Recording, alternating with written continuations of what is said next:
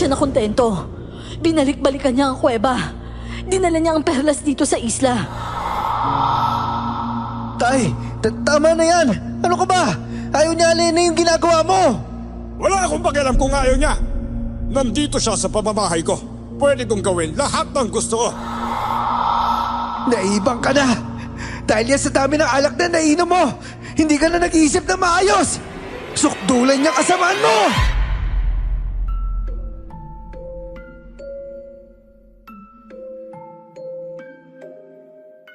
Naniniwala ba kayo na maaaring ganap na magbago ang isang tao ng ganon-ganon lang? Kapag kapamilya mo ba, kailangan mo silang patawarin at bigyan ng pagkakataon ng paulit-ulit kahit sagad sa buto ang ginagawa nila sa'yo. Alam naman kasi nating napakahirap magbago, lalo na para sa taong ayaw baguhin ang ugali nila. Marahil dapat ang hinuhusgahan ay ang mga kilos ng isang tao at hindi ang kanilang mabulaklak na pananalita. Katulad ng aking naranasan sa isang nilalang na hindi makapagsalita nang umuwi ako sa aming probinsya sa tabi ng dagat. Samahan niyo akong magbalik tanaw sa pinakamapait pero napakamakabuluhang tagpo sa aking buhay. Ilang taon lang ang nakalipas. Ako si Anton. At ito ang aking kwento. Bago ko po simulan ng istorya, huwag kalimutang mag-subscribe bilang suporta sa ating channel.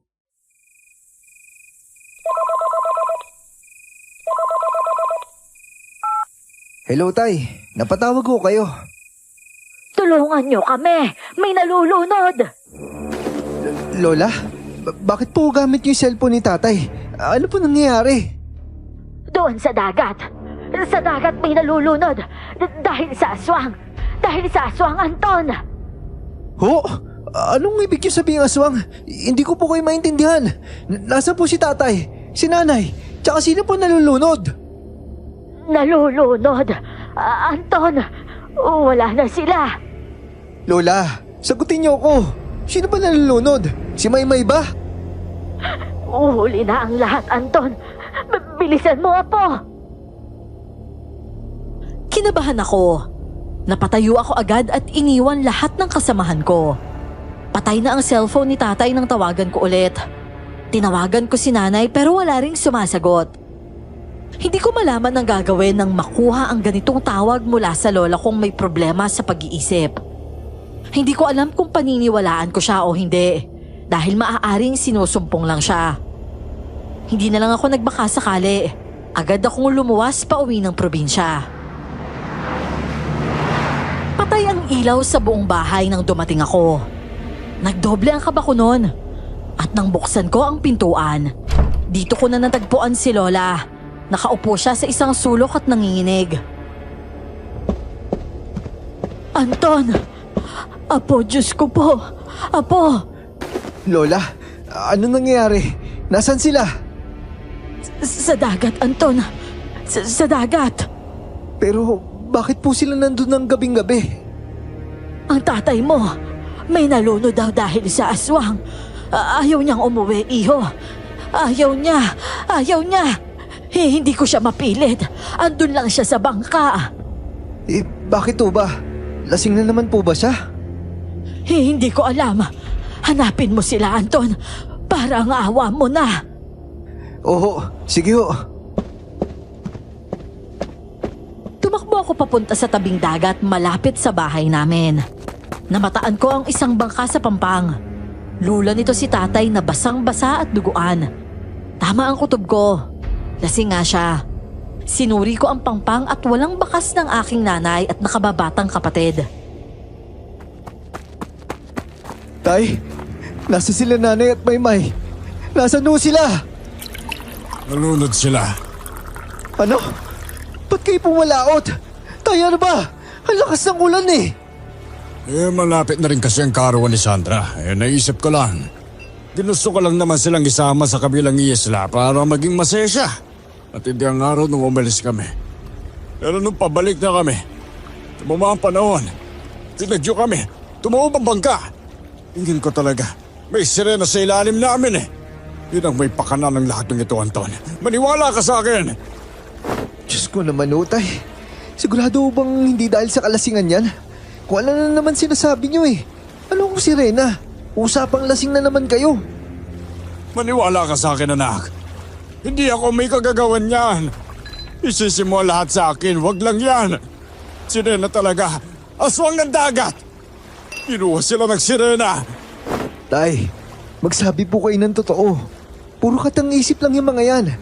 Sabihin mo yung totoong nangyari. Ganito na lang. Nasa kay banda nung tumawid yung bangka. Babalik ako. Baka nandun pa sila nanay. Wag. Delikado, Anton. Hinintay ko sila. Ang tagal ko doon. Wala nang umahon. Ano kung gusto niyong gawin natin? Tumunga nga lang tayo dito? Tay, i-report natin sa polis, sa barangay. Kahit saan basta matulungan lang tayo. Hindi tayo pwede maghintay lang dito kung aano rin sila. Baka bangkay na yung makita natin. Ako na. Ako na ang hihingi ng tulong. Ho? Eh, paano niyo naman gagawin kung lasing ho kayo? Hindi ka paniniwalaan nun. Eh, Tay, kayo na lang magbantay dito. Ako na magre-report sa nangyari. Hindi. Ako ang nakasaksi. Ako ang kailangan nilang kausapin. Dito ka lang. Kailangan nila ng tulong pag ginanod sila. Lumipas ang oras at tahimik ang dagat. Hindi ko na malaya na nakatulog na ako sa pampang dahil sa matinding pagod. Nagising na lang ako dahil sa isang pamilyar na boses. Sinundan ko ang tunog at sa kabilang dulo, natagpuan ang dahilan nito. Tumakbo ako ng maaninag ang nakababata kong kapatid. Napaluhod ako sa buhangin at napayapos agad kay Maymay. Nanginginig ang bata. Putlang-putla ang kanyang mga labi at panay ang pag-iyak. At ang mas nakakabahala pa dito, hindi lang siya ang inanod ng dagat. Nakakapit siya sa isang dalagang walang malay. Maymay! Maymay! Diyos ko! Nasa si nanay? May, magsalita ka naman oh. Sino ba yan? Si Ate Alena! Kuya! Si Ate! Oo, sige. Tumahan ka na. Saan ba galing si Alena? At saka si Nanay May? Nasaan si Nanay? Sa dagat, Kuya! Diyos ko po, Maymay Apo! Salamat naman at nakauwi ka na. Anton, nasaan na si Sandra? Nasaan ang nanay mo? At sino yung babaeng yan? Hindi ko po alam, Lola eh. Ate Alena yung tawag ni Maymay sa kanya. Si Nanay ho, hindi ko po alam eh. Sabi lang ni Maymay, nasa dagat daw si Nanay. Diyos ko po, nasa dagat pa rin si Sandra. Nasaan na kaya siya? Yun na nga po, Lola eh. Gusto ko lang pumalaot. Dadalhin ko po yung bangka. Baka makita ko po si Nanay. Huwag na. Masama pa ang panahon. Huwag kang aalis dahil baka sumunod ka sa nawawala. Oo, sige ho. Pero ano pong gagawin natin dito sa babae? Mukhang buhay pa naman po siya. Pwede mo ba siyang gamutin, La? Oo, humihinga pa siya. O sige, ilapag mo siya dyan sa sofa, iho.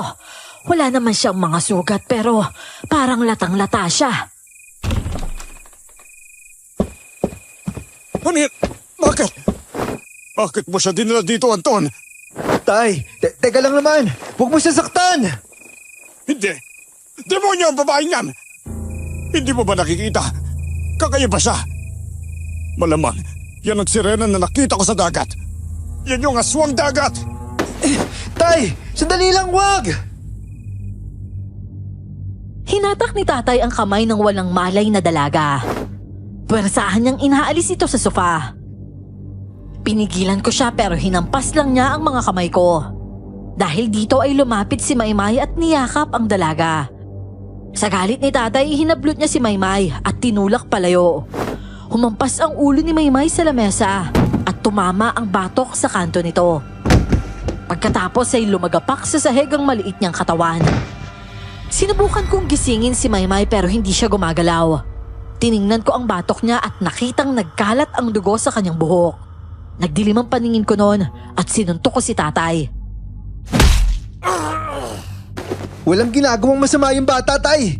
Kagagaling lang niya sa dagat. Muntik na nga siyang malunod na ikaw din yung may kagagawan. Tapos sasaktan mo pa siya ngayon? Napapaliw na mo ba kayo? Bitawan mo ako! Hindi ko sinasadya! Nabigla lang ako! Anong hindi sinasadya? Lagi ka na lang hindi sinasadya kapag nakakainom ka.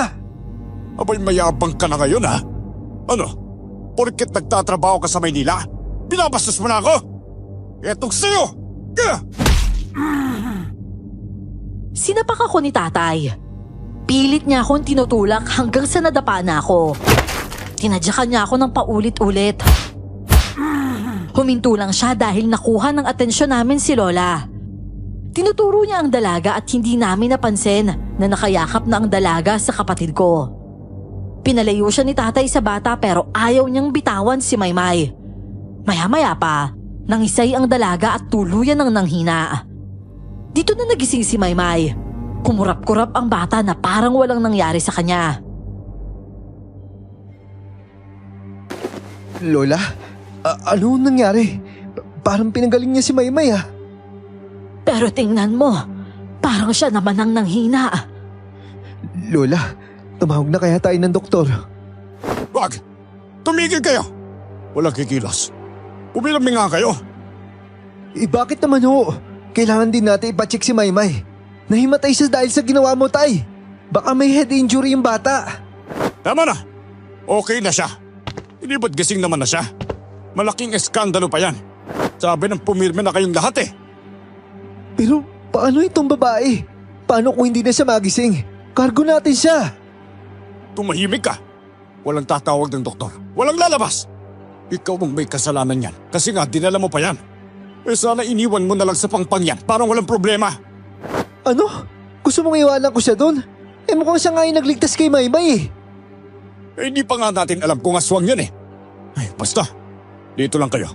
Kung hindi makakatikim ka ulit ng kamao ko. Sinasabi ko talaga sa'yo. O sige, subukan mo. Tama na, Apo. Huwag ka nang pumatol. Asikasuhin na lang natin yung dalaga. Inaapoy na siya ng lagnat eh. Lola, tara. Dalhin na lang natin siya sa kwarto. Ha? Ipapasok mo siya sa kwarto ninyong magkapatid? Bakit hindi na lang dito sa sala para mabantayan ko? Kayo na nagsabi, di ba? Na wala lalabas? Matapos ng ginawa niyo kay Maymay, wala kang karapatan magdikta ng gusto mo dito. At kung hindi pa ho kayo magtitino, isusuplong na kita sa pulis. Huwag mo ko subukan. Napatahimik siya sa aking pagbabanta kaya binuhat ko agad ang dalaga. At dinala na ito sa kwarto namin ni Maymay. Hiniga ko siya sa kama ng bata habang tinulungan naman ni Lola na makahiga si Maymay sa aking kama. Tulala si Maymay, nakayuko at ayaw magsalita.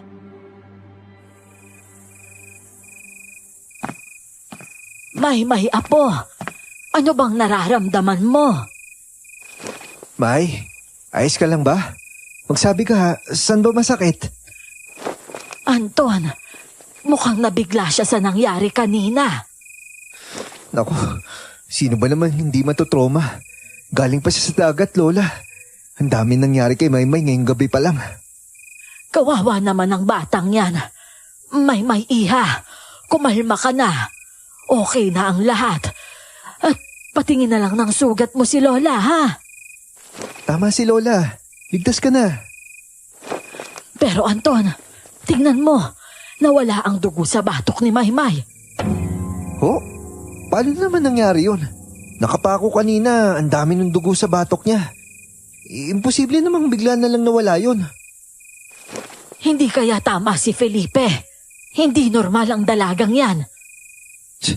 Kung hindi siya normal, Lola, pues pinagpapasalamat ko yun. Dahil 2 beses na niyang niligtas si Maymay. Mula sa pagkalunod at mula sa pagkakabagok ng ulo. Malaki na yung utang na loob natin sa kanya. Hey, kusabagay. Mabuti pa ibigyan ko na lang ng gamot. Nilalagnat siya. Pero, tignan mo oh. Parang may kaliskis siya oh. Kaya nga napansin ko din yan. Ligtas kaya kayo dito kasama siya. Kung sa labas na lang kaya natin siya patulugin. Baka kung ano pang gawin ni tatay sa kanya huwag po kayo maglala, Lola. Magbabantay naman po ako. Magpahinga na rin po kayo. Grabe din po yung sumpong nyo kanina Naglatag ako sa sahig katabi ng kama namin ni Maymay. Binantayan ko ang pagtulog nilang dalawa. Hindi nagtagal, napapapikit na rin ako. Bigla akong naging alerto nang makitang inangat ni Alena ang kanyang ulo. Lumingon ang babae sa aking panig. Bumangon siya at unti-unting lumapit sa akin. Nanigas ang katawan ko sa takot. May kakaiba kasi sa paggalaw niya. Hindi siya umaapak sa sahig at tila ba lumulutang ang babae. At ang kanyang berdeng mga mata, parang may ilaw sa likod nito. Maya-maya pa ay marahan na siyang gumapang papunta sa akin. Sa isang iglap, sinunggaban niya ako.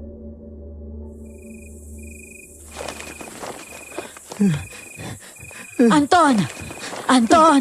Anton, gumising ka! Diyos ko, Lola. Si Alena.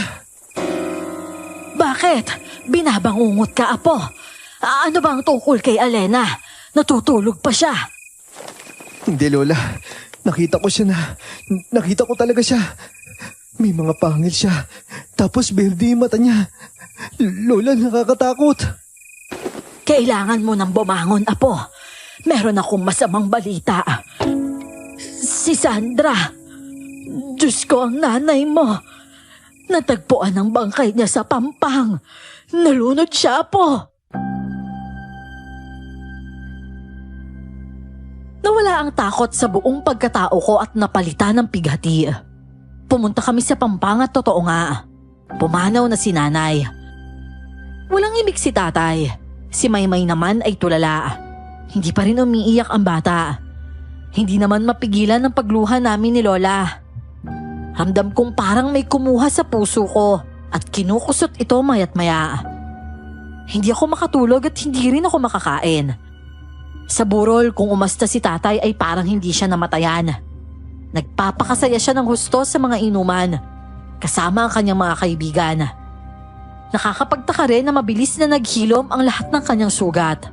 Parang wala talagang nangyari sa kanya. Lechon, tay? Umorder ka ng isang buong lechon? Wala akong pambayad dyan. At ilang case ng beer yung kinuha mo sa tindahan. Hayaan mo na. Ang tagal ko nang hindi nakikita ang mga kaibigan ko lumuwas pa sila. Ngayon nga lang kami nagkasama-sama pagbigyan mo na ako. Tay naman, saan tayo kukuha ng pambayad sa mga ginagastos mo? Burol ito, hindi party. Namatayin ka ho ng asawa. O baka naman nakakalimutan mo na. Huwag ka nga maingay. Baka marinig ka ng mga tao Ako ang magbabayad. Hindi mo na itatanong. Pero nakaluwag-luwag na ako nung wala ka. Ha? Anong ibig sabihin nun? May iba ka bang pinagkakakitaan maliban sa pangingisda? Ano? Bumalik na naman ba yung pagsusugal mo? Yung pagsasabong? Basta. Huwag ka na masyadong maligalig at mahinain ka na lang. Dahil pa sinasabi. Ako na ang bahala.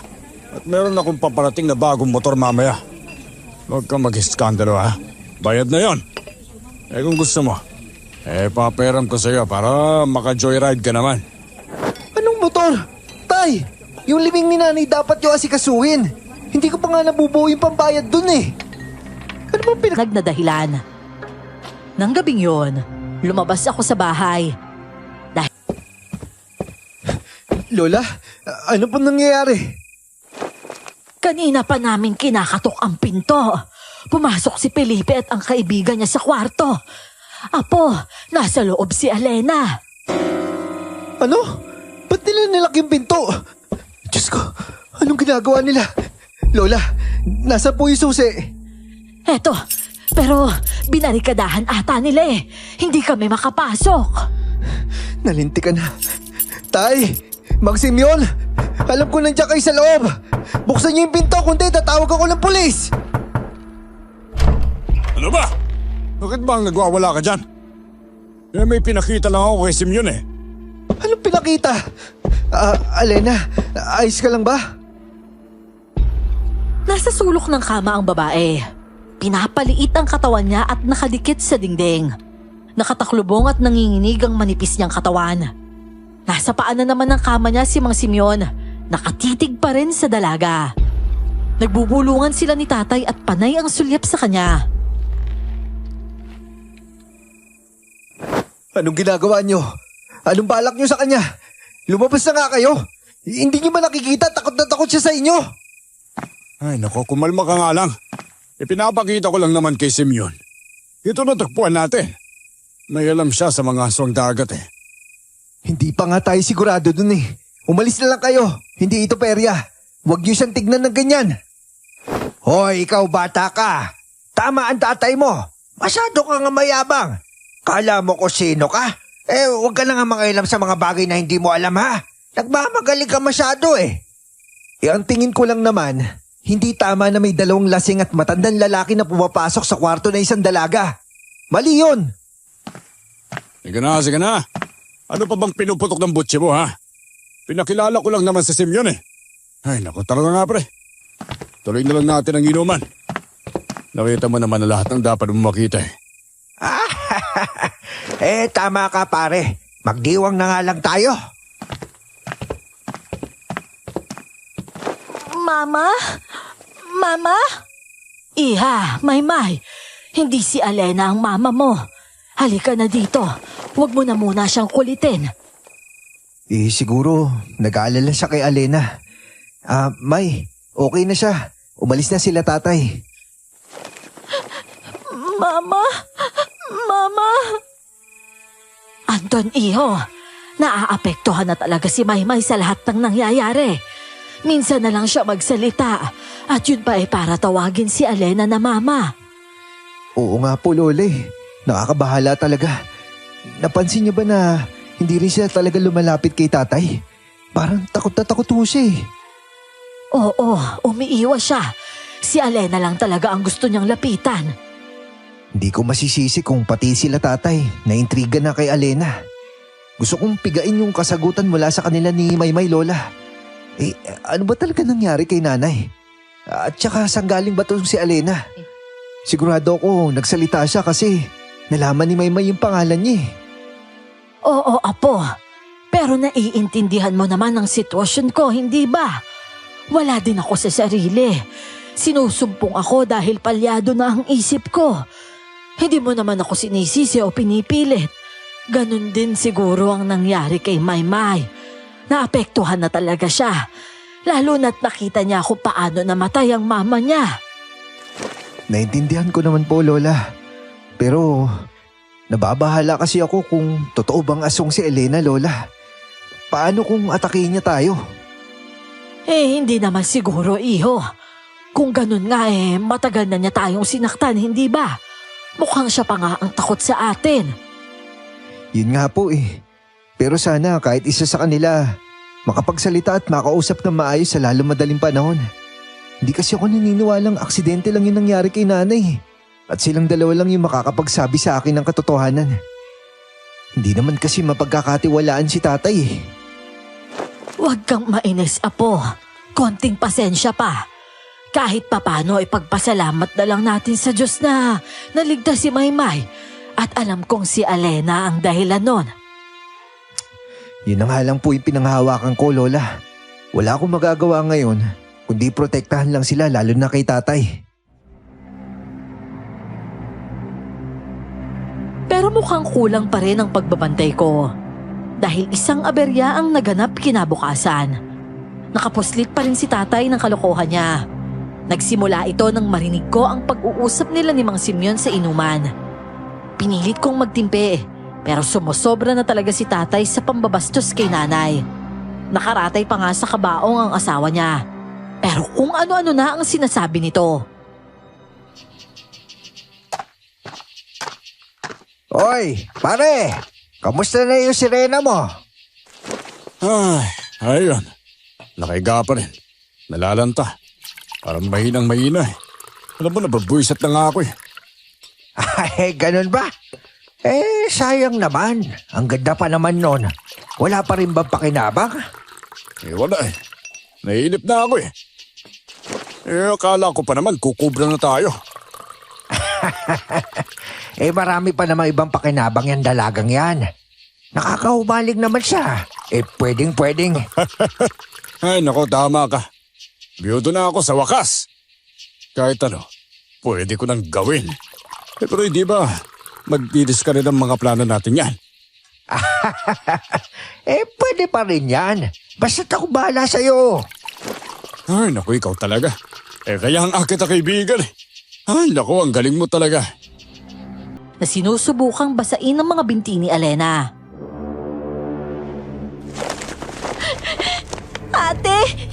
Ate Alena! Ate Alena! Sige na. Etong tubig. Ilabas mo na yung buntot mo.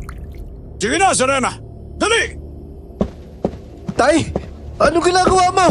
Bitawan mo siya! Anton, huwag kang makialam dito, ha? Gusto ko na makita yung buntot niya.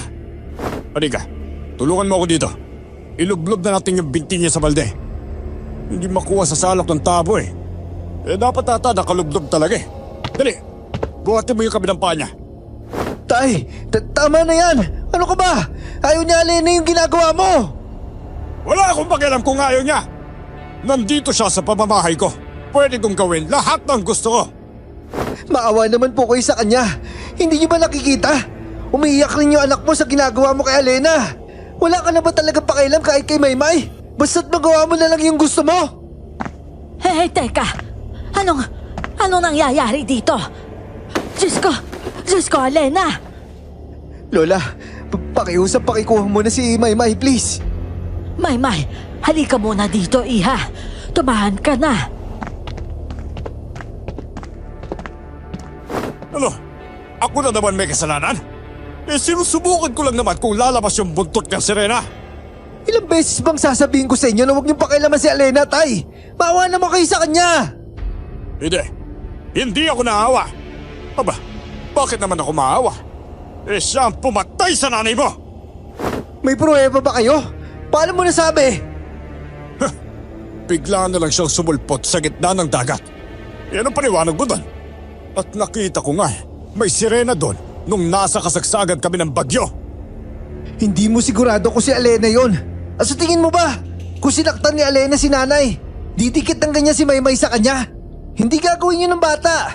Ang lagay pa nga eh. Mukha si Alena pa nagligtas kay Maymay. Isang bagay na hindi kailangang mangyari kung hindi kayo pumalaot doon dahil sa ideya mo. Hindi mo na kailangan sabihin sa akin yan. Dahil ako mismo nagsisisi na iniwan ko sila nanay sa isang taong katulad mo. At sinabi kong lumayo ka na kay Alena. Nanginginig na siya oh. Wala nga siyang buntot. Nakikita mo naman di ba? Di wala. Wag na. Hindi na magkumagana eh. Buwisit kayong lahat. Hinampas ni tatay ang pintuan ng banyo pagkalabas niya. Hindi ko ito alintana dahil nakakalunos ang kalagayan ng dalaga. Nakaupo lang siya sa tiles ng banyo. Hindi siya makabangon na para bang hindi niya alam kung paano gamitin ang mga binti niya. Akala namin dahil nanghihina lang siya. Pero kapansin-pansin na hindi siya makatayo ng maayos. Binalik ko na lang siya sa kwarto. Nagwawala ang tatay mo, Apo. Baka marinig ng mga tao sa labas. Gusto na daw niyang paalisin si Alena. Naku, iniiwas ko pa naman marinig ng mga kapitbahay. Ayoko kasing pag-interesan siya ng mga tao. Kagaya ng ginawa ni Mang Simeon. Kung makatitig kala mong... Basta, pagsasabihan ko na lang si tatay. Teka, wag! Ako ang kakausap sa tatay mo. Mainit talaga ang ulo niya sa'yo eh. Nanggigigil kasi siya kay Alena at hindi siya makalapit pag nakabantay ka. Nagbabanta pa na palalayasin yung aswang. Paano niya paalisin si Alena? Nakadikit na naman si Maymay sa kanya oh. Kahatid ko lang sa kama, magkatabi na naman sila. Mabuti na lang iniisip ng mga kapitbahay lasing lang ang tatay mo, kaya kung ano-anong pinagsasasabi. Pero tingin ko po, hindi na natin maitatago yung presensya ni Alena. Kung nakita na siya ni Mang Simeon, ang daldal kaya nun, daig pa nun yung chismos eh. Nagawa pa rin naman namin ito. Lagi akong nakabantay sa kwarto kaso kailangang maiwan ni Alena. Dahil hindi namin siya maaaring isama sa libing ni nanay. Hindi pa rin ako makapaniwalang wala na si nanay. Si Maymay naman, panay lang ang iyak noon. Hindi na siya humihinto. Hindi na nga namin alam ang gagawin ni Lola sa kanya. dahil hindi talaga siya tumatahan. Matapos ang libing, minabuti kong magpaiwan kaming magkapatid sa puntod ni nanay kahit sandali lamang. Binilin ko si Alena kay Lola dahil gusto kong makausap na talaga ng masinsinan si Maymay.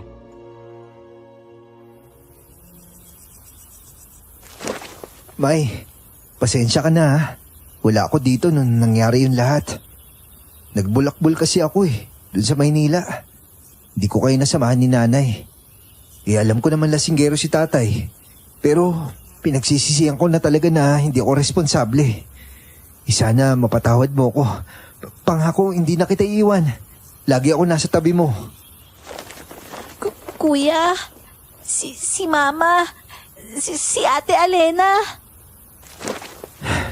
Alam ko nahihirapan ka na magsabi lalo na tungkol kay nanay. Pero sigurado ako, nandyan lang naman siya na binabantayan tayo. Gusto kong malaman mo na kahit anong sabihin mo sa akin. Tayong dalawa yung magkakampi. Wala dito si tatay. Kaya Maymay, gusto mo bang ikwento sa akin yung nangyari sa inyo ni nanay? Kuya, si Papa. Shh.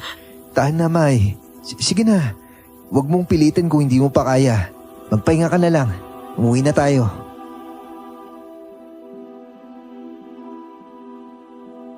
Pagka-uwi namin ay tahimik ang buong bahay. Hindi namin ito inaasahan dahil balak pa nila tatay na magpakain at magpainom. Agad na lang akong nagtungo sa kwarto. Sinalubong ako ng figura ni Lola sa sahig. Sinusumpong ang matanda at pilit na dinuduyan ang katawan niya para kumalma. Agad kong niyakap ang matanda hanggang sa huminto ang kanyang panginginig. Lola? Diyos ko, ano nangyari? Nasaktan mo ba kayo? Patawad, Anton. Patawad. Kasalanan ko. May, kumuha ka ng tubig para kay Lola. Dali! Lola, makinig po kayo sa akin. Okay na yung lahat. Huwag kang magpanik. Kalma lang mo. Nandito na ako. Anton na po. Anton, papatawarin mo ako. Okay lang po ba kayo? Ano po ba nangyari? Nasa si Alena? Pasensya ka na, Apo. Nalingat ako. Hindi ko alam na papasok sila dito. Anong ibig niyo sabihin, Lola? Sino sila? Kinuha nila si Alena, Apo. Wala akong nagawa. Sinakto nila na nasa banyo ako. Ho? Sino naman kumuha doon? Ang tatay mo. Ang tatay mo at ang kaibigan niya. Sinasabi ko na nga, be. Dapat hindi ko na kayo iniwanan. Saglit lang naman kami sa punto ni nanay, ah. Hindi, Apo. Mabuti na rin yun. Hindi natin alam kung anong pwedeng gawin nila kay Maymay kung hindi siya nakadikit kay Alena. Pero paano na siya, Lola? Saan kaya dinala si Alena? Ate Alena? Ate Alena? Hindi ko alam, Anton. Maaring sa Pampang o di kaya sa isla. Hindi ko maintindihan. Nagtatalo kasi sila. Tumakbo ako papunta sa tabing dagat pero mukhang huli na ang lahat. 2 tao lang ang naaaninag ko, nalula ng bangka sa dagat. Nagtatawanan ng 2 lalaki. Pagdaong nila, agad kong tiningnan ang laman ng bangka at wala naman doon si Alena. Tay, ilabas mo siya! Nasaan siya? Oh, anong pinagsasabi mo dyan? Si Alena! Kinuha niyo siya sa kwarto! Saan niyo siya dinala? O hindi ko alam kung ano sinasabi mo. Oh, may alam ka ba sa sinasabi niya, Simeon? Wala akong nalalaman dyan. Malay ko ba dyan? Oh, narinig mo yan, Anton. Wala nga kaming alam eh. Mga buwisit. Hindi ako naniniwala sa inyo. Sinabi ni Lola na. Ano, lola mo na may tililing? Yun ang paniniwalaan mo ngayon? Ay, nako. Nakita kayo ni Lola. Mas naniniwala ako sa kanya kaysa sa inyo. Tsaka wala pang tanghali, ah. Umiinom na naman kayo. Lasing na naman kayo. Ikaw, Tay, kalilibig lang ng asawa mo, ah. O ano na naman? Ito ang paraan ko ng pagduluksa. Eh bakit ka ba nangingilam, ha? Kala mo kung sino ka eh. Pwes, hindi na pwede ang ganyan mo, ha? Mayaman na ako ngayon. Di na kami aasa sa sweldo mo, kaya di ka na pwede magyaman. Huwag mo na pansinin yung anak mo, pre. Tagay na lang tayo, tara na. Ay, naku, tama ka, Simeon. Mabuti nga wala na yung babaeng yun sa bahay. Ay, nakakapagilabot siya. Alam mo, kung ako lang ang magpapasya, papakawalan ko talaga sa dagat yung salot na yun. Huwag ka na malungkot, Anton. Marami namang babae dito sa sityo natin eh. Huwag ka na umasa dun kay Alena. Mabuti lang ang nawala yon. Ay, naku, tara na nga. Uminom pa tayo sa bahay, Simeon, ha? Ay, naku. Pagdiriwang natin yung tuluyang nadispatchan yung aswang. Anton, apo, ano nang nangyari? Dumating si Felipe. Wala siyang imik nang tunungin ko kung nasaan si Alena. Lola, huwag po kayo maingay ha. Nawawala si Alena. Kuya, nasa na si ate? Hindi ko alam, May. Baka bumalik lang sa kanila. O baka ganun na nga. Nagpapagaling lang si Alena. Babalik din siya siguro. Huwag ka na umiyak, May, ha? Hindi matanggap ni Maymay na wala na rin ang dalaga. Umiyak lang siya ng umiyak hanggang gabi. Dito na ako nagdesisyon na hindi ko na maaaring iwanan ang bata dito. Na walang ibang maaasahan kundi si Lola na may pinagdadaanan rin. Pangalawang tao na itong nawawala sa kanya. Kaya ayoko nang dumagdag pag bumalik pa ako ng Maynila para magtrabaho. May, huwag ka na umiyak. Kahit hindi na bumalik naman yung ate Alena mo. Nandito naman ako, di ba? Nandito kami ni Lola. Tama ang kuya mo. Kaya tumahan ka na, apo. Hindi.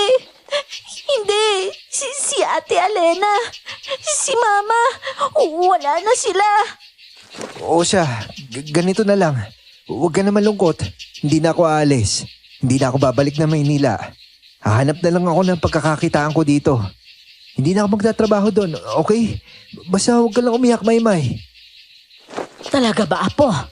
Gagawin mo talaga yan para kay Maymay? Oo naman po, Lola. Para sa inyong dalawa. Para naman may kasama kayo dito. Wala na kasi akong tiwala kay tatay eh. At saka, padalas ng padalas din po yung sumpong ninyo. Kailangan niyo na pong umiwas sa stress. Ay, nako, salamat sa Diyos. Nangangamba na rin kasi ako. Wag po kayo maglala, Lola. Ako pong bahala. O May, narinig mo yon? Sama-sama na tayo ulit.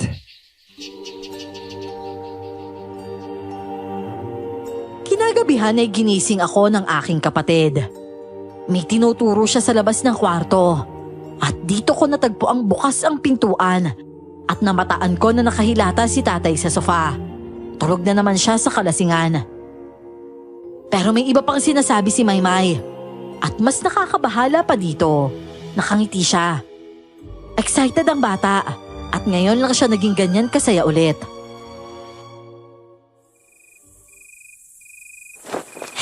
Kuya, nakabalik na! Ha? Ano? Sino nakabalik? Si Ate Alena, kuya! Nakabalik na siya! Ano? Nasaan? Ayun o! Shh! May, huwag kang maingay. Baka magising sila tatay eh. Dito ka lang. Titignan ko ha. Umupo si Maymay sa silya at masayang naghintay. At para bang may pinapakinggan siya. Dito ko na ito narinig. Isang kahali-hali ng boses ang nanggagaling sa likod bahay. Sinundan ko ito. Hindi ko na malaya na nakaupot na ako sa pampang sa ganda ng boses na para bang dinuduyan ako sa lambing nito.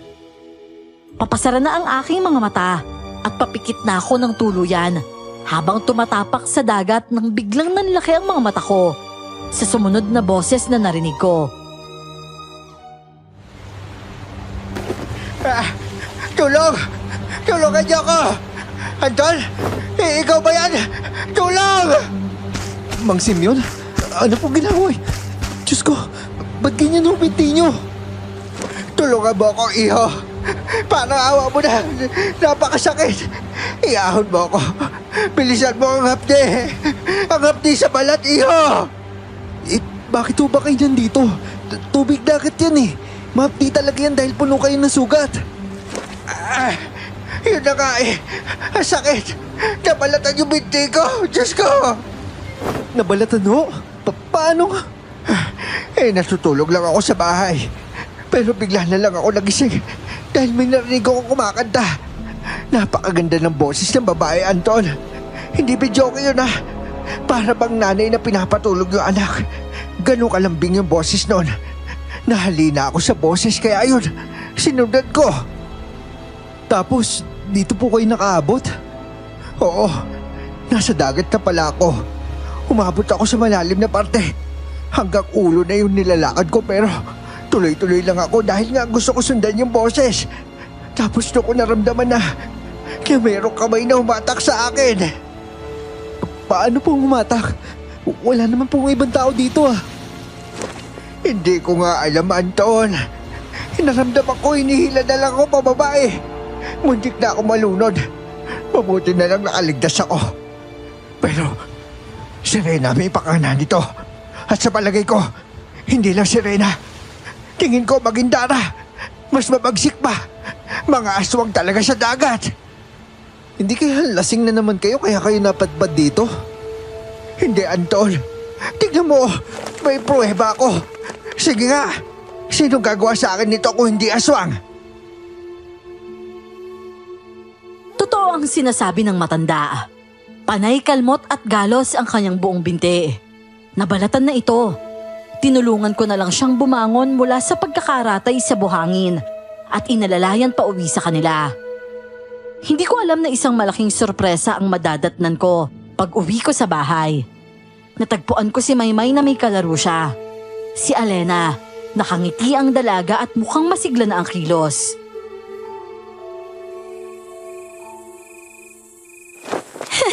Kuya, si Ate Alena oh! Alena? Diyos ko, saan ka ba galing? Hinanap ka namin ah. Mga apo, anong nangyayari? Lola, tignan niyo oh. Nakauwi na po si Alena.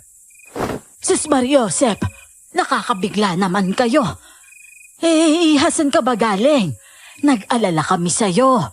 Mabutit nakabalik ka na. Nangulila sa'yo si Maymay. Pero mukhang hindi pa rin siya nakakapagsalita pero maligsin na siya, Lola. Ate Alena!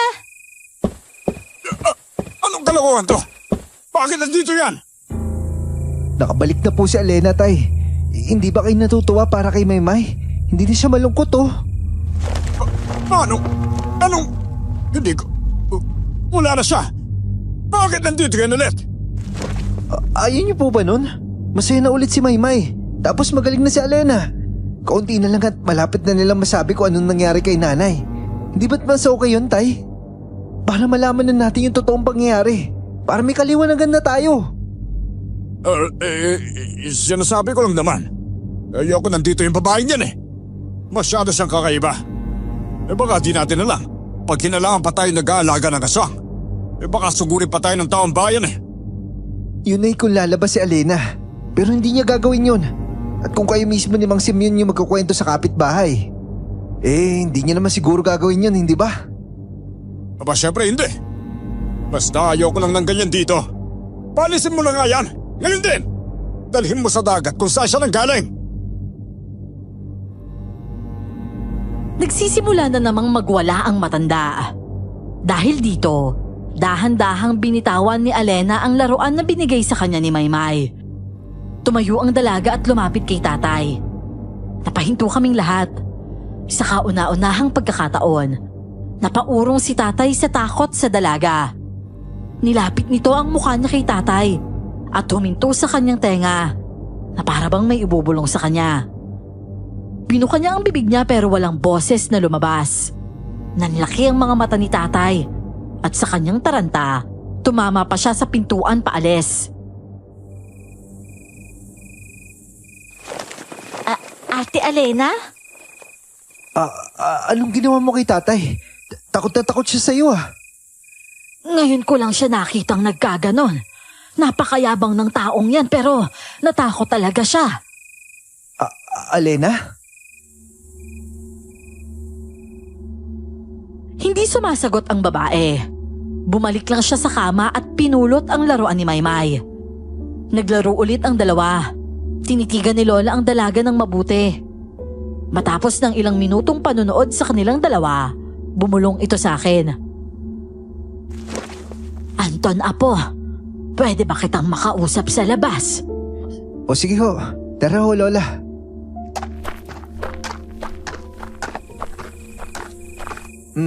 Lola, ano po yun? Saan mo siya natagpuan, iho? Nandito na po siya pagkabalik ko eh. Galing ako kina Mang Simeon. Hinatid ko kasi siya. May nangyari kasi sa kanya sa Pangpang. Sabi niya, inatake daw siya na aswang.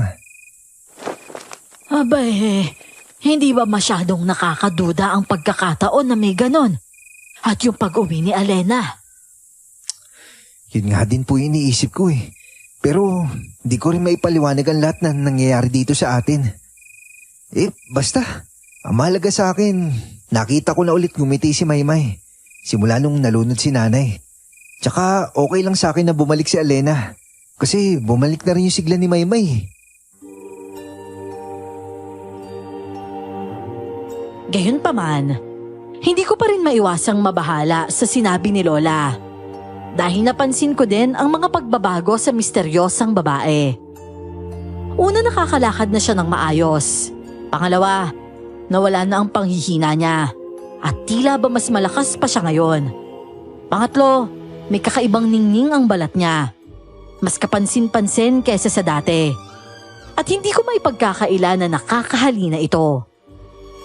Ang dahilan kung bakit lumalayo ako sa dalaga, dumating kasi sa puntong umiiwas na ako na mabaling ang tingin ko sa kanya dahil alam kong gugustuhin ko pang mas mapalapit.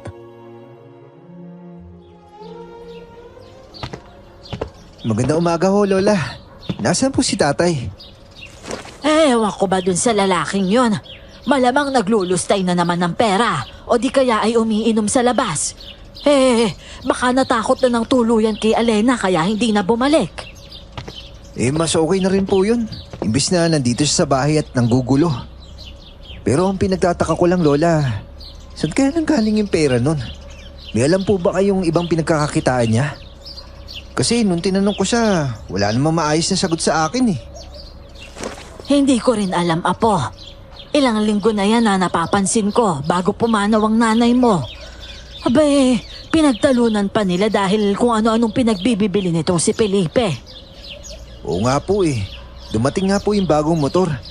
Ang sabi niya, bayad na daw yun. Pero alam ko, may utang pa nga tayo kahit sa tindahan, di ba? Paano siya nakakuha ng ganong kalaking halaga ng pera? Hindi ko rin talaga alam, apo.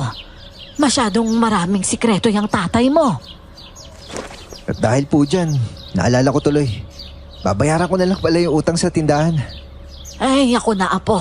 Kailangan ko rin kasing bumili ng pandagdag sa ulam natin ngayong tanghalian. Isasama ko na rin si Maymay para makabili siya ng candy. Nagsimula nang manghingi ng candy ulit ang batang yan eh. Imbis na pagalitan ko, natuwa na lang ako. Unti-unti na talagang bumabalik ang dating ugali niya.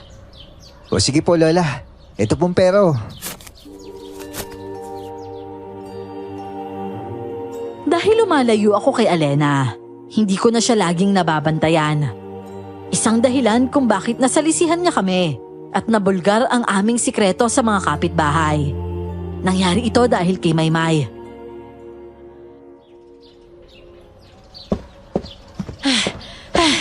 Apo, si Maymay ang bilis ng takbo. Hindi ko mahabol. Ho? Bakit ho? Hindi ba't sinamahan niya kayo sa tindahan? Ang bilis pumuslit ng batang yon. Dumiretso pa sa Pampang. At akala ko nasa bahay si Alena. Nakita ko siya na hinahabol ng mga bata. Naku, lagot na tayo. Makikita siya ng mga tao. Nakita na nga siya. Pinalilibutan na siya ng mga bata. Bata? Bakit ang mga bata? Nagmadali kami papunta sa tabing dagat. Pero nagtaka ako dahil hindi lang kami ang papunta doon. Meron kaming mga kasabayang mga magulang na nag-aalala rin. Una kong nakita si Maymay. Nagtatatakbo-takbo siya sa buhangin. kasabay ang ilang mga bata. May dala silang mga kabibe. Kinokolekta nila ito at binibigay kay Alena. Pinalilibutan nga siya ng mga kabataan na nahuhumaling sa kanya. Hinahawakan nila ang mahabang buhok ng babae at kilig na kilig sa atensyon na binibigay niya sa kanila. Dito ko na napansin, hindi lang mga bata, mapababae man o lalaki, matanda o bata, gusto siyang lapitan.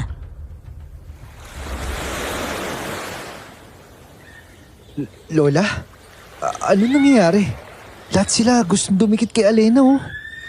Oo nga, Apo. Hindi mo ba napapansin? Simula nang bumalik siya sa atin, ganun din ang nararamdaman ko. Para bang may naghahatak sa akin papunta sa kanya.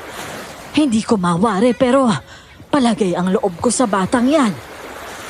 Ako nga din po, Lola eh. Pero baka hindi maintindihan ng mga kapitbahay. Oo, tama ka. May mga nagbubulungan na, Anton. Iba na nga rin yung tingin ng iba sa kanya eh. Mabuti pa, iuwi ko na si Lala. Alena, Maymay, halika na. Uwi na tayo.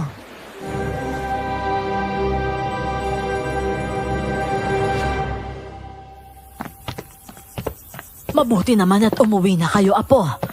Tinatanong ako ng mga kapitbahay kung sino daw si Alena at kung saan siya galing. Gusto pa nga nilang magpunta dito sa bahay para bisitahin siya. Ha? Grabe naman sila. Ay nako, yung ibang ang mga magulang, mukhang masama ang iniisip sa kanya dahil pinagkakaguluhan nga siya ng mga bata. Ano? Ba't naman sila mag-aalala? Nakita naman nila na tuwan-tuwa yung mga bata sa kanya. Dahil pinaghihinalaan nila na aswang dagat si Alena. Mukhang si Simeon ang nagkakalat ng chismis dahil dun sa binti niyang nabalatan daw ng aswang. Ang sabi niya mahiwagang babae daw ang may pakananon. Ayun, napagdugtong-dugtong ng mga tao na si Alena yung dayo dito sa atin. Sinasabi ko na nga hindi kaya magtimpi nung matandang yon. Apo, anong gagawin natin? Wala na tayong magagawa kundi itago si Alena. Hindi pwedeng makuha pa niya yung interes ng mga tao. At saka pwede ko rin sigurong kausapin si Mang Simeon para hindi na siya magkalat ng chismis. Mag-iingat ka sa mga kaibigan ng tatay mo na yan, Apo. Kasing samahan niya sila ng ugali. At maaring ang mas masahol pa.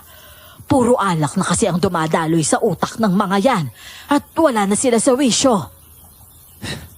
Tama po kayo. Nakakadismaya lang talaga si tatay.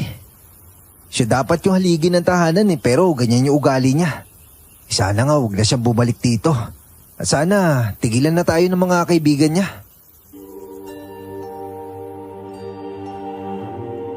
Lumipas ang ilang araw na matiwasay ang lahat. Mas naging komportable na si Alena. Kumakain na siya. Nakikipaglaro lagi kay Maymay. At minsan pa ay pinapanood si Lola sa kanyang pagluluto. Si Maymay naman, unti-unti nang nagsasalita. Pero tuwing tinatanong ko siya sa nangyari sa kanila ni Nanay sa dagat, natutulala siya at kasabay na ang matinding pag-iyak. Lagi niyang niyayakap si Alena sa mga ganitong pagkakataon. Kaya talagang nakukuha na nito ang kuryosidad ko sa nangyari nga sa kanila. Dahil dito, nagpunta ako kina Mang Simeon. Tao po! Mang Simeon! Tao po! Ano ba naman yan? Bakit ba ang ingay mo? Mang Simeon, pwede ko po ba kayo makausap? Bakit po kayo may black eye? Huwag niyo sabihin dahil yan sa nangyari sa inyo sa dagat.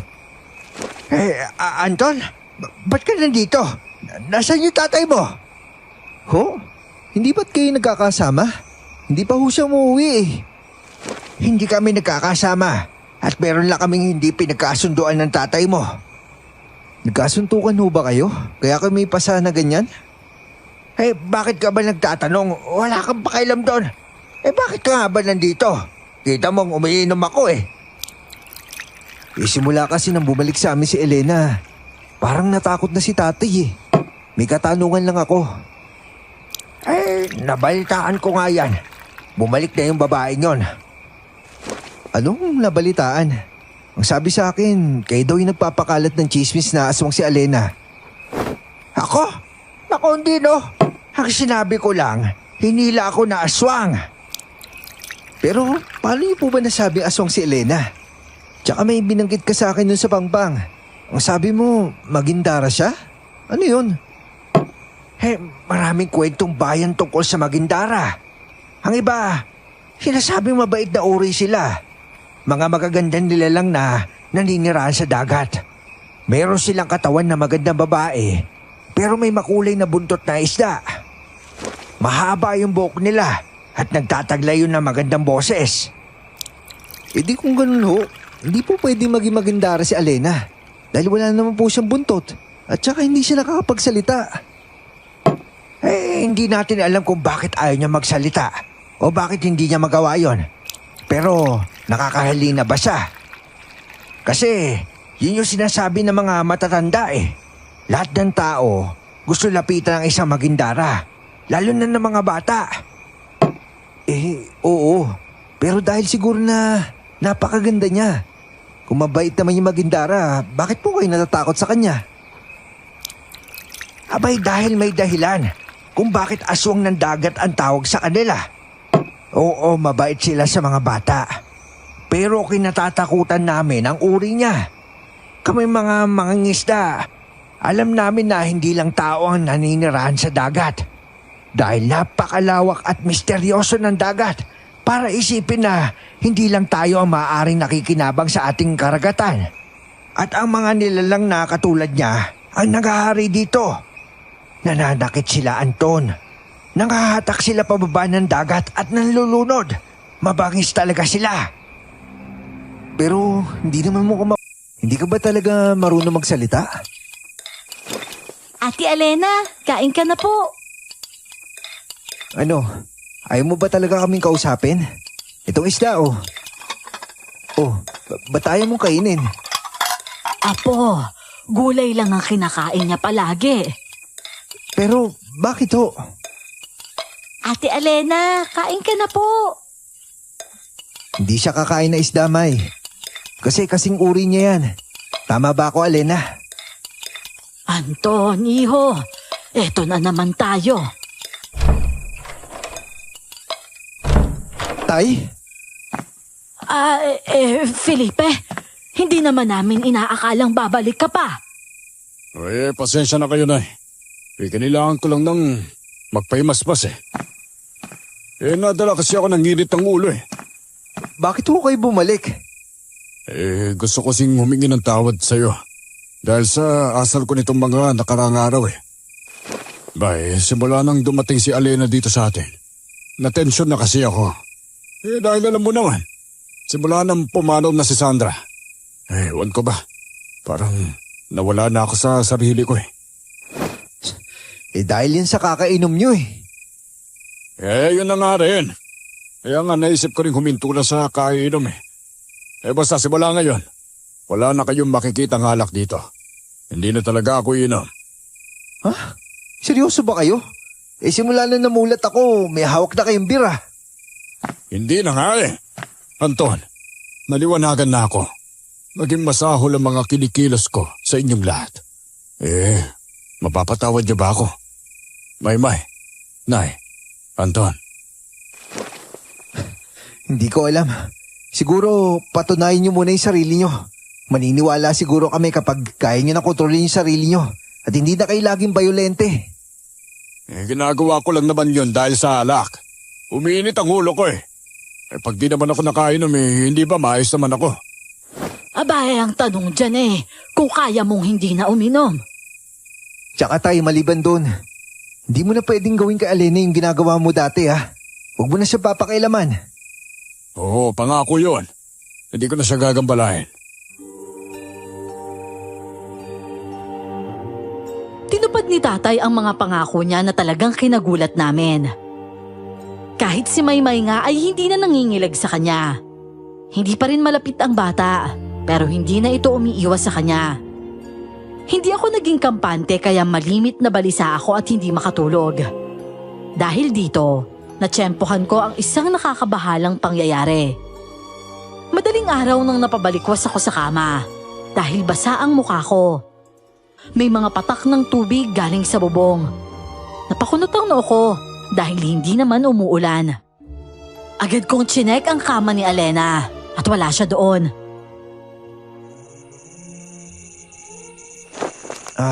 May? Kuya? Wala. Sige, bumalik ka na sa tulog.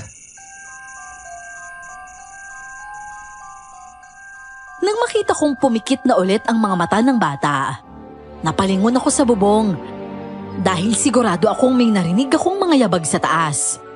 Tumingala ako muli pero wala nang pumapatak. Muntik akong madulas dahil may mga basang marka ng paa sa sahig. Galing ito sa kama ni Alena at sinundan ko ito palabas. Kinilabutan ako sa ganda ng boses na galing sa likod bahay. Wala naman akong makita dahil sa kapal ng hamog. Parang usok na bumabalot sa mga puno.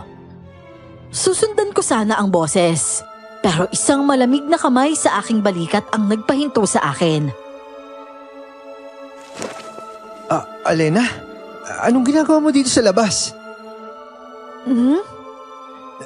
Naririnig mo ba yon? Gusto ko sundan eh. Tara, samahan mo ako. Napakagandang boses nun. Hindi ba ikaw yun? Umiling lang ang babae. Diniinan niya ang kamay sa aking balikat. Pinapabalik niya ako sa bahay pero iba ang gustong gawin ng mga paa ko. Napakasarap pakinggan ng boses at hinahatak ako nito papunta sa pampang. Hindi nagtagal, hinatak na ako ni Alena pabalik sa bahay. Pero ayaw talagang sumunod ng katawan ko. Binuksan niya ang kanyang bibig. At dito na lumabas ang mas magandang himig. Kaya ito ang sinundan ko papasok ng bahay. At hindi ko na malayan, nasa sala na ako. Uy, Anton, anak. Anong ginagawa mo dito?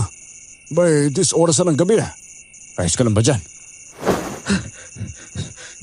Tay, hindi mo ba narinig yun? Ang alin? May kumakanta oh. Teka, parang wala naman ako naririnig ah. Si Alena, kasama ko siya dito. Ngayon lang, hindi mo ba siya nakita? Hindi ah. Galing akong kubeta. Pero ngayon lang yun eh. Hindi tay, may narinig talaga ako. Tapos nakita ko pa siya. Wala ka talaga nakita? Ay, naku, alam mo. Itulog mo na lang yan. Sige na, pagod lang yan. Bumalik nga ako sa kwarto at nakitang nakahiga naman pala ang dalaga sa sarili niyang kama. Humiga na rin ako sa tabi ng kama ni Maymay. Kahit di matanggal sa balikat ko ang lamig ng dampi ng kamay ni Alena kanina. Kinabukasan, tumawag sa akin ang landlord ko sa Maynila at sinabing hindi ko na pwedeng ipagpaliban ang pagkuha ng mga naiwan kong gamit sa apartment. Nagdadalawang isip ako kung posible ko silang iwanan kahit isang maghapon lang nang madatnan ako ni Lola.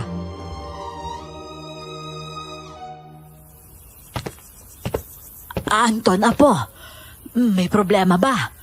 Sinabi sa akin ni Felipe na hindi ka daw nakatulog ng maayos kagabi. Totoo po bang nakakapag-usap na kayo na maayos, Lola? Mukhang gano'n na nga, pero hindi pa rin ako tuluyang nagtitiwala. Mabuti naman po. Hindi kasi tayo nakakasigurado pa eh. Pero La, may problema po ako. Hindi ba't nag-resign na ako sa trabaho? Binitawan ko na yung apartment ko sa Maynila. Kailangan ko pong kunin yung mga gamit kong naiwan sa apartment. Kung hindi, tatapon daw ng landlord yun. Kung gano'n, edi umalis ka na, apo. Kailangan mong gawin yan eh. Kaso Lola, natatakot na ako umalis. Ang hirap kasi tuwing naiiwan kayo, may nangyayari kahit saglit lang. May iba ka pa bang magagawa? O sige na, apo, ako nang bahala dito. Mukha namang seryoso na si Felipe sa sinasabi niyang nagbagong buhay na siya. Sigurado po ba kayo? Alam ko hindi niyo naaalala pero Lola, nakita kayo ni Maymay dyan sa bakuran no isang araw.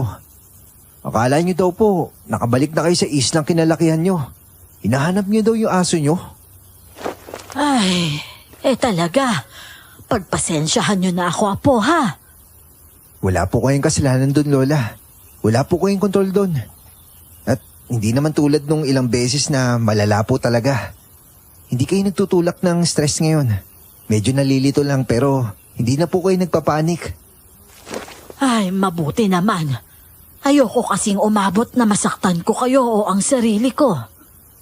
Oo naman po, Lola. Hindi katulad ni tatay na siya yung pumipili ng mawawalan ng kontrol sa sarili niya. Pero sana nga magtuloy-tuloy na yung pagbabagong buhay niya. Dahil medyo matiwasay na sa bahay, nagtungo na nga ako ng Maynila. Kinuha ko ang mga gamit ko, pero nagkaroon pa rin ng aberya dahil may mga nawawala. Sa huli ay binitawan ko na lang ang lahat ng nawawala. Kinakabahan pa rin akong iwanan sila sa probinsya, kaya umuwi na ako agad. At tama naman ang desisyon ko, pero nahuli na ako sa kaganapan. Nasa gitna sila ng gulo nang madatnan ko sila sa kusina. Basag ang mga plato at nakataob ang silya. Galit na galit si tatay at inaambaan niya si Lola.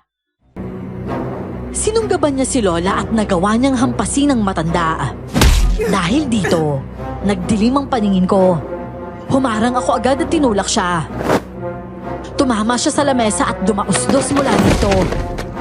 Agad kong hinablot ang kwelyo niya at hinatak siya palabas ng bahay.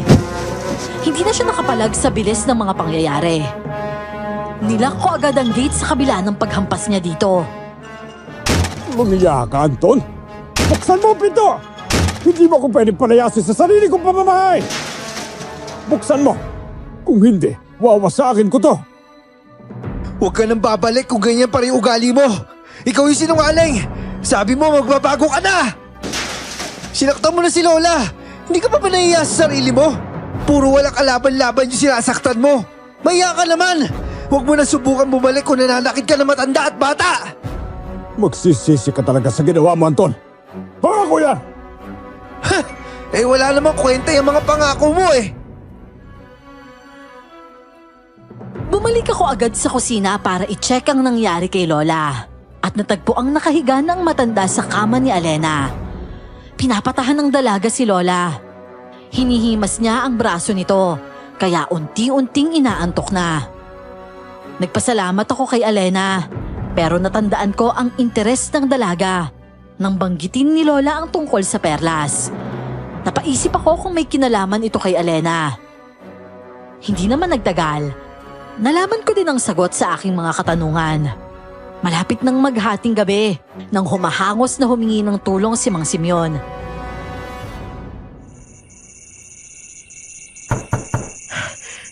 Anton! Anton, madali! May kailangan ka malaman.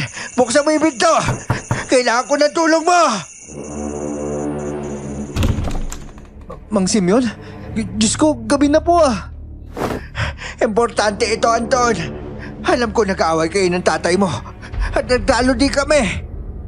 Eh, ano naman po kinalaman sa akin nun? Tungkol ito sa perlas na sinasabi ng lola mo. Wala na tayong oras. Sumama ka na sa akin. Ituturo ko yung sinasabing perlas. Oh, eh wala ko interes sa sinasabi nyo. Ano po ba yun? Pwede bang bukas na ho yan? Gabi na eh. Oh, ayan si Elena. Sasama ka ba? Tignan mo siya, oh. Sasama nga siya eh. Alena, sasama ka? Oh, di ba? Tara na. Hindi, sandali lang. Huwag mo siyang hatakin. Alena, teka lang. Sabihin mo muna kung tungkol sa... Hindi ko na nang ituloy ang sasabihin ko. Dahil nang buksan ang gate, agad na lumabas si Alena para sumama kay Mang Simeon. Sinubukan ko siyang pigilan, pero biglang humapdi ang bato ko. Huli na nang mapagtanto kong may humampas sa akin. Natumba ako. Nagising ako na lula na ng isang bangka. Katabi ko si Alena at kaharap namin si tatay at si Mang Simeon. Nakatali ang mga kamay ni Alena. Naglabas ng balisong si tatay at walang kaabog-abog na tinapat ito sa leeg ko. Ipupuntahan tayo. Sandali lang. Huwag ka nang pumalag. Kung ayaw mong malaslas ang leeg mo. Walang hiya ka talaga. Sumusobra ka na. Pakawalan mo kami dito. Wala kang karapatang magbando dito. Hindi mo ba nakikita? Wala kang laban. Wala ka talagang awa. Pati anak mo, pagbabantaan mo ang buhay. Walang anak-anak sa usapang pera, Anton. Aba, matanda ka na. Dapat alam mo na yan. Pera? Ano kinalaman mo sa ginagawa mo sa amin? Lahat! Hindi mo naiintindihan, Anton. Hindi ko talaga naiintindihan dahil sinisikreto mo. Sinungaling ka kasi gayip ka. Alam ko may kinalaman ka sa pagkamatay ni nanay. Yan lang ba ang kaya mong gawin? Wala ka talagang kwenta. Inambaan ako ni tatay pero wala akong takot. Wala akong mapaglagyan ng galit ko sa kanya. Sa lahat ng ginawa niya. Sa pagtatraidor at kalokohan niya sa amin. Gusto ko na lang siyang saktan. Wala ka talagang kwentang tatay. Simulat sa pool, puro sarili mo na lang iniisip mo. Aba, bakit hindi? Ganun talaga ang dapat. Wala ka kasing alam sa totoong buhay. Puro sarap ang alam mo sa Maynila. Bakit ikaw? Hindi ba't puro pag-inom lang naman ang ginagawa mo dito? Kailan ka nagkaroon ng maayos na pagkakakitaan? Kahit yung pangingista, hindi mo siniseryoso eh. Tapos aangal ka pa na mahirap yung buhay? Eh hindi ka nga kumakayod eh. Aba, pinag-aral kita. Kung makapagsalita ka. Si nanay yung nagpapaaral sa akin, hindi ikaw. Eh, mahirap kang kumita sa probinsya. Kaya nga nandito tayo. Hindi mo ba maintindihan yon? Kailangan ko ng pera. Meron ka ng pera. Ikaw na mismo nagsabi. Nakita ko yung mga bago mong biling gamit. Hindi pa ba sapat yun? Kung ano pa gagawin mo? Gusto ko ng pera! Ano ba? Saan mo ba kami dadalhin? Ako na lang. Huwag mo na idamay sa Alena. Wala siyang kinalaman dito. Tanga ka rin, no? Hindi mo alam ang sinasabi mo. Sa totoo lang, mas kailangan namin siya kaysa sa'yo. Tandaan mo, sabit ka lang. Ano ba pinagsasabi mo? Felipe, sabihin mo lang nga sa kanya. Naiirita na ako sa kakatanong yan para tumahimik na. Tumahimik si tatay at pinag-iisipan niya itong minungkahi ni Mang Simeon. Hindi nagtagal, nakarating ang bangka sa isang islang hindi ko pa napupuntahan dahil mapanganib ang mga alon dito. Mga bihasang mangingisda lamang ang nakakarating doon. Puting-puti ang buhangin at napapalibutan ng gubat ang isla. Dumaong kami. Tinapat sa akin ni tatay ang balisong pagkababa ko. Ganon din ang ginawa ni Mang Simeon kay Alena. Sige. Wala naman nang maawa sa akin sa puntong ito. Ganto kasi yan, Anton. Hindi ba mahilig kaming sumisid ni Simeon? Dito lang din yon. Malapit sa isla dito. May natagpuan kasi kaming perlas. Sa loob ng isang kuweba sa ilalim ng dagat. At maraming perlas doon. Oo, tuwang-tuwa nga kami. Binenta namin ng iba at ang natira, itinago namin ito sa islang ito. Isang kwintasyon. Nawala na. Eh simple lang yan. Isa sa inyo yung kumuha. Kailang naman may alam kung nasan yung nakatago eh. Bah, hindi ako ang kumuha. Teka, ikaw ba, Simeon? Aba, ilang beses ko bang sasabihin sa'yo na hindi nga ako? O edi tanong natin sa Bagindara. Sabi ko naman sa'yo eh. Alam niya yan. Oo nga. Ilabas mo nga yung mahiwagang kwintas. Alam namin ikaw ang magindarang nagbabantay doon. O ano? Kala mo hindi namin alam na nasa iyo? Gumaling ka. Patunay yon. Sa ginawa namin sa'yo, dapat patay ka na. Anong ginawa niyo sa kanya? Kayo nga talaga dumampot kay Alena. Tinangking niyo pa yun ah. Wala namang iba magtataka sa kanya. Bogbog sarado sa amin yan. Ayaw kasi umamin eh. Imposible pang ang nabuhay siya. Kaya alam ko na nasa kanya yung mahiwagang kwintas. Mga walang diya kayo. Hindi na kayo naawa sa babae.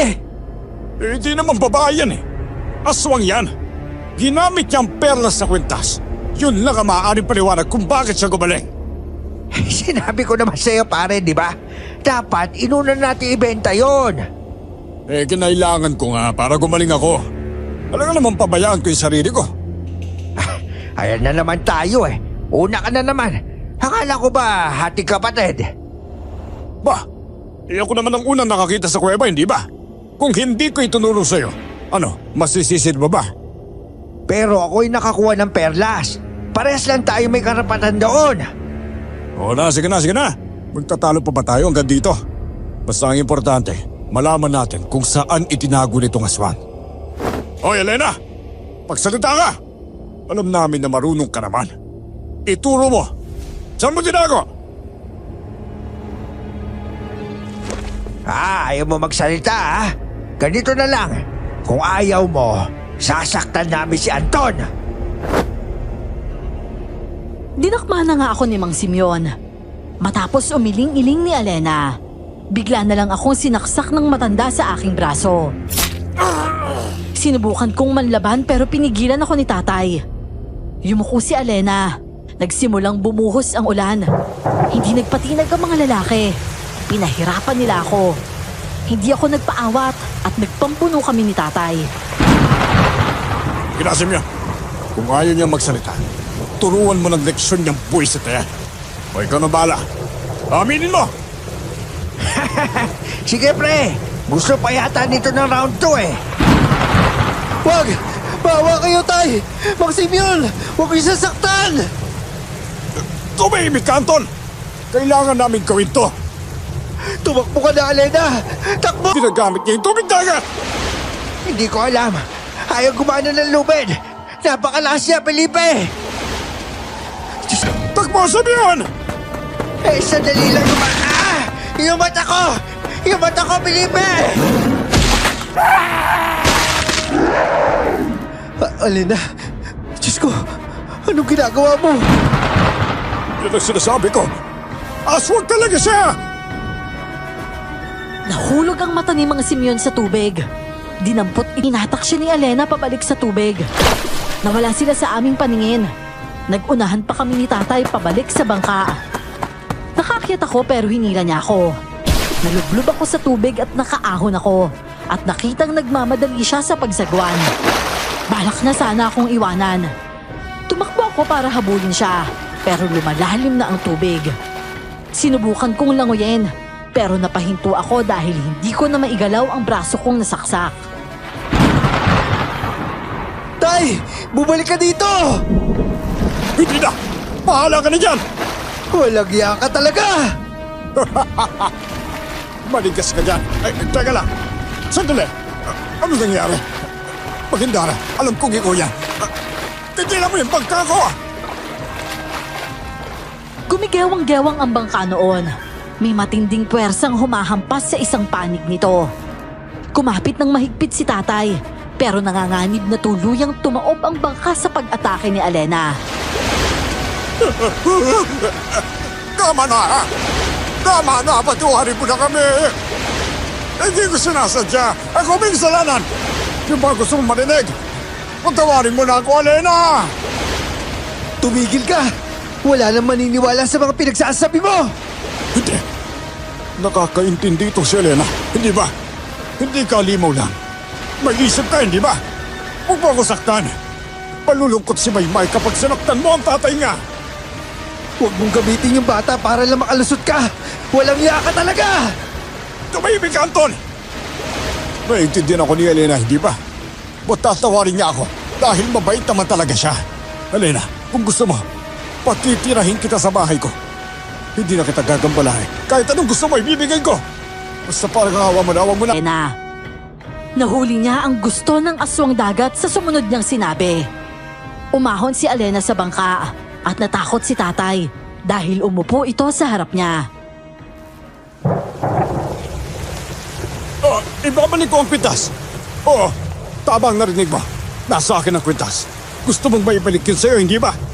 Pag pinatay mo ako, hindi mo na makukuha pa yun. Nasa iyo pala yung kwintas? Anong silbi nito at dinakip niyo pa kami? Nasa iyo lang pala! Amin na ako! Dahil gusto kong malaman kung saan nakatira ang Magindara. Baka naman kasi may iba pang perlas yun eh. Gusto kong kunin ng lahat ang meron ng Magindara. Pero Elena, maniwala ka. Hindi ko nagagawin yun. Nagsisisi na ako. Wala kasi sa mga ugali mo, tay. Ginawa mo ang lahat ng ito para sa pera. Namatay si Mang Simeon dahil sa kasamaan ninyo! Basta patawad! Kaya nga nagsisisi na ako eh. Umaamin na ako. Hindi ba gusto niyo yun? Gusto niyo? Pagtapat yung tao. Nagsisisi na ako. Tapat na ako. Wala akong tinatago. Kaya ngayon patawarin niyo na ako. Hayaan mo na ako, Alena. Pangako. Magiging mabuting tao na ako. Alena, huwag kang maniwala sa kanya. Walang matinong lumalabas sa bibig ng taong yan. Lahat ng pangako niya napapako. Hindi, totoo talaga. Ituturo ko sa'yo. Sa isang iglap, tinulak ni Alena si tatay. Tumaob ang bangka kasama ang matanda. Hindi ko na makita kung anong nangyayari at wala na rin akong marinig dahil sa lakas ng ulan. Lulusong sana ako nang namataan ng dalawa, pero sa kabilang panig ng pampang. May mga binti na ulit si Alena. Hawak na sa leeg si tatay at hinampas niya ang matanda sa buhangin. Agad na napalibutan ito ng tubig dagat na para bang sinasakal siya. Suot na ng magindara ang perlas na kwintas. Nabigla ako ng unang beses na marinig ko ang boses ni Alena. Anton, huwag kang matakot. Nakakapagsalita ka? Oo, dahil nabalik na sa akin ang kwintas ko na nagtatagling ng kapangyarihan para mag-anyong tao ako. Ito rin ang pinaghuhugutan ko ng lakas. At dahil kinuha to sa akin ng tatay mo, tuluyan akong naghirap. Kaya ngayon, panahon na para makapaghiganti ako. Sandali, hindi siya makahinga, Alena. Nararapat lang yan, Anton. Hindi mo alam ang ginawang mga kasalanan ng taong yan. Teka, sasaktan mo ba kami? Wala kang dapat ipag-alala sa akin, Anton. Mabuti kang tao. Mga masasamang tao lang ang kinakain ng mga magindara. Alena, maaari mo bang sabihin kung anong totoong nangyari sa nanay ko? Hindi ba't nandun ka? Bakit? Hanggang ngayon, pinagtatakpan niya ang katotohanan. Gagawin niya ang lahat para itago ang ginawa niya. Pero, Alena, parang awa mo na. Ibunyag mo na yung katotohanan. Alam kong may alam ka. Tama ka, Anton. Hindi namatay ang nanay mo sa pagkalunod lang. May iba pang nangyari. Sinungaling! Matapos nilang nakahawin ang mga perlas ko, hindi siya nakontento. Binalik-balikan niya ang kuweba. Dinala niya ang perlas dito sa isla. Pero narinig ko, natuklasan ng nanay mo ang ginawa niya. Nagkagulo sila at sinaktan niya ang nanay mo. Tinulak niya sa dagat ang nanay mo. Sinubukan siyang iligtas ni Maymay, pero nahulog din ang bata. Ano? Tay, ginawa mo yun? Kaya pala talagang nalunod sila dahil sa'yo! At tinulungan ko sila, Anton. Pero patawarin mo ko kung hindi ko nailigtas ang nanay mo.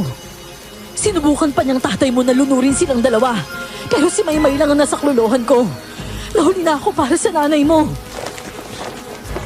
Dahil sa perlas, papatayin mo yung pamilya mo! Ikaw ang papatayin ko! Tumakbo ko sa kanya at ako na ang sumakal sa tatay ko. Binuhos ko lahat ng galit sa mga ginawa niya. Rumolyo ang mga mata niya at hindi na makahinga. Pero hinigpitan ko pa ang pagkakasakal sa kanya. Yun ang ganti ko para kay nanay at sa tromang binigay niya kay Maymay. Tutuluyan ko na sana siya nang may dumampi sa aking balikat. Anton, isipin mong mabuti kung anong kapalit ng paghihiganti mo. Habang buhay mo nang dadalahin ang dugo niya sa iyong mga kamay. Wala akong pakialam! Wala akong pakialam! Nananaig ang galit sa puso mo. Pero alam kong mabuti ang kalooban mo. Huwag mong hayaan na manalo ang kadiliman sa puso mo, Anton. Piliin mong gawin ang tama kahit mahirap.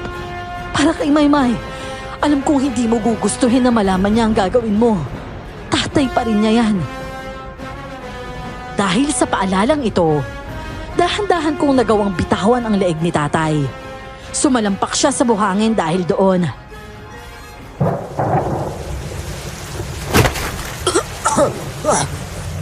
Hindi ko sinasadya. Maniwala ka, Anton. Ginusto kong ipaniwanag kina Sandra. Pero hindi niya maintindihan. Talagang hindi. Dahil mabait si nanay. Hindi niya tatanggapin yung pagyaman kapalit ng pagnanakaw.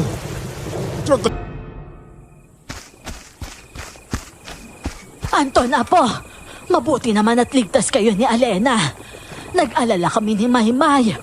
Kaya nga humingi na ako ng tulong kina Mang Tonyo para hanapin kayo. Mabuti na lang at pwede yung baka nilang pumalaot. Maraming salamat po, Lola. At salamat rin po, Mang Tonyo. Dahil kung hindi, maiiwan kami na matagal sa islang yun. Ano ba talagang nangyari? Nasaan na sila, Simeon? Pati ang tatay mo. Naku, Lola. Yun nga po eh. Binagyo kami. Nalunod sila tatay at Mang Simeon. Kami na lang ni Alena yung nakaahon sa isla. Mukhang kinain na po sila ng dagat. Dapat kasi hindi na nila sinubukan yung galit nito eh. Sus Mariosep, Apo. Abe, napakalakas naman kasi talaga ng bagyong yon. Naniwala ang mga kapitbahay namin na nagtipon-tipon sa Pampang at sumalubong sa aming pagbabalik. Malakas naman talaga kasi ang bagyo. Nakatulong din na dalawa kami ni Alena na nagsasabi kung ano ang nangyari. Nawala ang misteryo sa likod ng mahiwagang dayo nang marinig nila ang istorya ni Alena. Nagpalit din siya ng anyong tao na mas pangkaraniwan at hindi na nakakatawag ng pansin. Pagka-uwi namin, sinalubong kami agad ni Maymay. Hindi ko talaga maiwasan pero nagkaiyakan kaming lahat. Ngayon na kaming 4 na lang sa bahay. Sinabi namin ni Alena sa kanila ang katotohanan.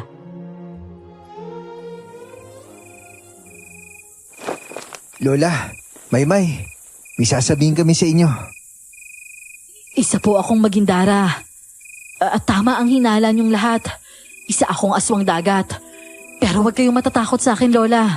Maymay. Hindi naman kami natatakot dahil ilang beses mo nang iniligtas si Maymay. Para sa akin, wala namang kaso dahil mabait ka sa amin. Tama ka dyan, Lola. Pero hindi lang si Maymay yung niligtas niya, kundi pati ako. Mali po ang sinabi namin sa mga kapitbahay. Hindi po yung katotohanan.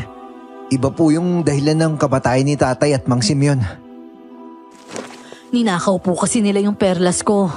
At yun ang nagbibigay sa akin ng kakayanan mamalagi dito sa lupa. At yun yung pinagkukunan ko ng lakas bilang magindara.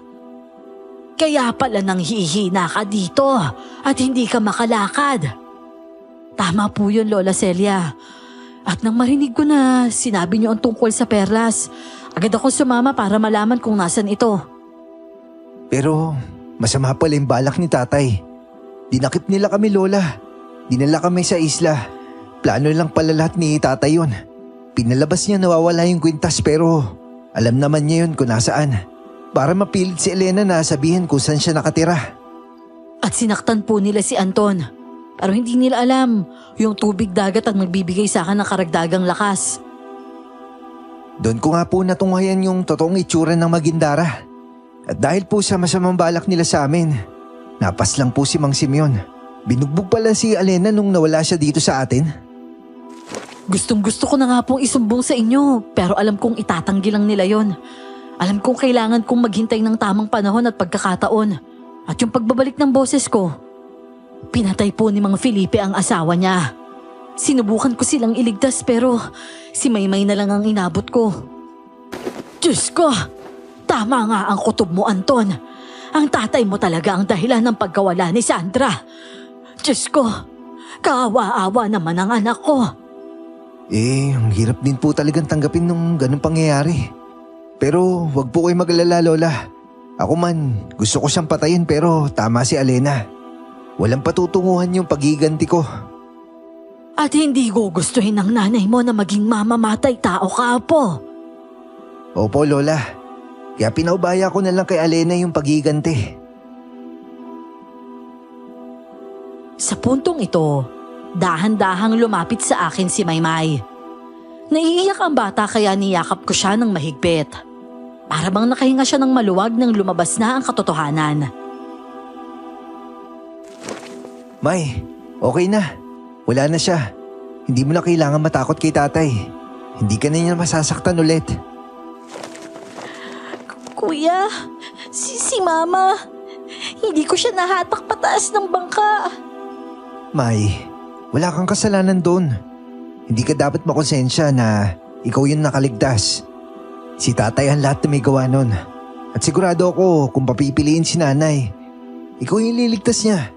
Gagawin ni nanay ang lahat para iligtas ka. Tandaan mo yan.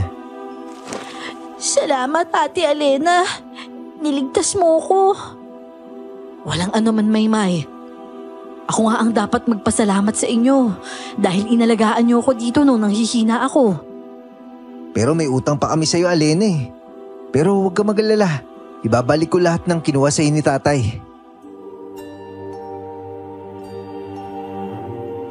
Matapos gamutin ni Lola ang sugat ko sa braso, binalik at binenta ko ang lahat ng mga binili ni tatay, gamit ang nakuha niya mula sa perlas ni Alena. Kasama na dito ang pinakamamahal niyang motor. Sa kabutihang palad, naging sapat ang nakuha ko para tubusin ang pagkakasanla sa mga perlas. Sa pagkakabalik ng mga perlas ni Alena, natuldukan ng kasamaang ginawa ni tatay sa kanya. Sa pamamagitan nito ay maaari nang umuwi si Alena sa karagatan. Pero hindi dito nagtatapos ang istorya ni Alena sa lupa. Matagal siyang namalagi sa amin bago siya bumalik sa dagat. Ate Alena, racing tayo ulit oh. Kung sinong mas mabilis lumangoy papunta dun sa malaking bato, siya yung panalo. Hindi ba medyo dihado ka niyan, May? Syempre, wag mo pong gamitin yung buntot mo. Ay, nako Anton. Napakasaya ko talaga tuwing nakikita ko si Maymay na tumatawa na ulit. At nakakapagsalita na po siya ng tuwid. Ngayon, masasabi ko talagang nakabalik na siya sa dati. Totoo nga po. At malaking tulong si Alena. Alam mo, hindi ko mawari ha. Pero simula nang matapos na ang lahat ng pangyayari dito, para bang nakalamayan na ang loob ko. Yung presensya din ata ni Alena, nakakakalma. Parang meron tayong piraso ng dagat sa loob ng bahay. Naiintindihan ko po yung pakiramdam niyo, Lola.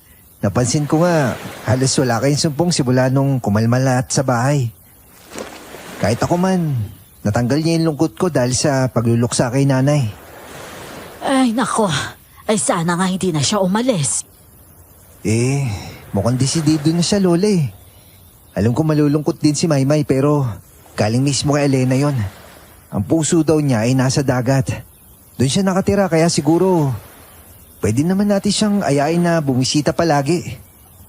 Kahit saglit lang siya sa atin, malaking bagay ang panahon niya kapiling natin. Hindi lang dahil lumabas ang katotohanan kay Felipe, pero nagkaroon ng hustisya ang pagkamatay ng nanay mo. Sa huli ay bumalik na nga sa dagat si Alena. Ako naman, tuluyan ang nanirahan na lang sa probinsya kasama sila Maymay at si Lola. Nakahanap ako ng trabaho at hindi na kami nagkahiwa-hiwalay. Napalapit na din ako sa dagat dahil kay Alena. Madalas, kapag namimiss namin si nanay, pumapalaot kami. Kapag ganito, lagi kaming pinupuntahan ni Alena. Tinutulungan din niya kami na makahuli ng maraming isda. Pandagdag na rin sa kita namin. Tuwing kaarawan ni nanay, hindi namin nalilimutan ipagdiwang ang naging buhay niya. Kasama ang kaibigan naming Magindara. Nagpupunta kami sa dagat at nag-aalay ng bulaklak at kandila sa kanya.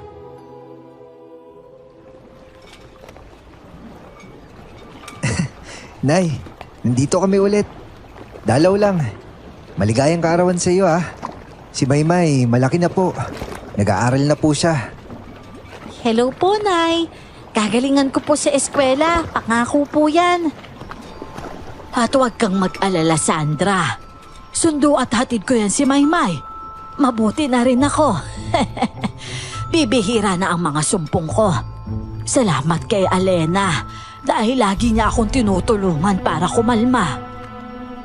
At saka, Nay, namimiss ka na namin.